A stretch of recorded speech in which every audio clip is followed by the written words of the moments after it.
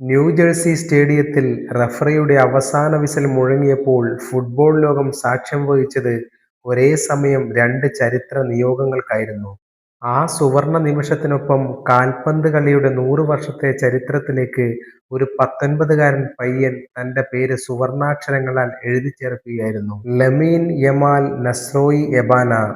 ലോകകപ്പ് ചരിത്രത്തിൽ കിരീടം ചൂടുന്ന ഏറ്റവും പ്രായം കുറഞ്ഞ 5 കളിക്കാരുടെ പട്ടികയിലേക്ക് അവൻ നടന്നുകയറി. ലോകകപ്പ് പോലൊരു മഹാമേളയിൽ കളത്തിലിറങ്ങുക എന്നതുതന്നെ ഏതൊരു താരത്തിന്റെയും സ്വപ്നമായിരിക്കെ കൗമാരപ്രായത്തിൽ തന്നെ ലോക കിരീടം കൈപ്പിടിയിലൊതുക്കുക എന്നത് വിരളമായി മാത്രം സംഭവിക്കുന്ന അത്ഭുതമാണ്. അർജന്റീനയ്ക്കെതിരെ സ്പെയിൻ വിജയം കുറിക്കുമ്പോൾ ലമീൻ യമാലിന്റെ പ്രായം കൃത്യം 19 വയസ്സും 6 ദിവസവുമാണ്.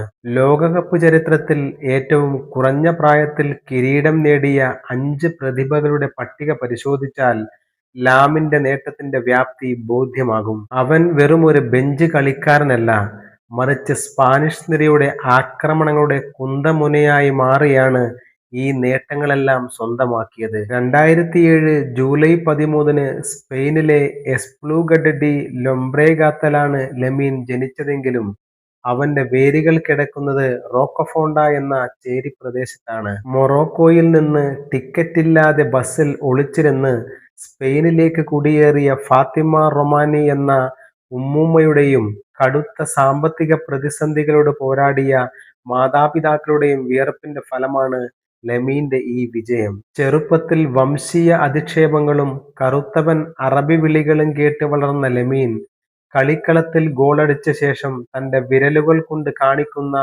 304 എന്ന സംഖ്യ വെറുമൊരു ആഹ്ലാദ പ്രകടനമല്ല, അത് തന്നെയും കുടുംബത്തെയും പൂറ്റിയ റോക്കഫോണ്ടയുടെ പോസ്റ്റൽ കോഡാണ്. തങ്ങളെ വിദ്വേഷത്തോടെ നോക്കിയ വലതുപക്ഷ രാഷ്ട്രീയക്കാർക്ക് അവൻ നൽകിയ മറുപടി കൂടിയായിരുന്നു അത്.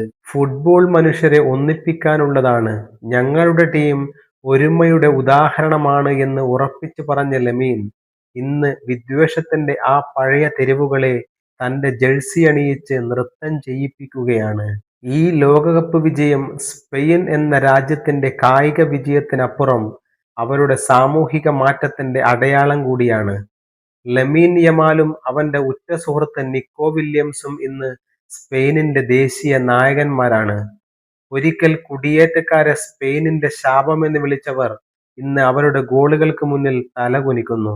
മെറ്റ് ലൈഫ് സ്റ്റേഡിയത്തിലെ കിരീടധാരണം, റോക്കഫോണ്ടയിലെ പാർക്കുകളിൽ ബിഗ് സ്ക്രീനിൽ കണ്ട ആഫ്രിക്കൻ കുടിയേറ്റക്കാരും വെളുത്ത വംശജരായ സ്പാനിഷുകാരും ഒരുപോലെ ഞാൻ സ്പാനിഷുകാരനാണ് എന്ന് വിളിച്ചു പറഞ്ഞപ്പോൾ അവിടെ പുതിയൊരു ബഹുസ്വര സമൂഹം ജന്മമെടുക്കുകയായിരുന്നു.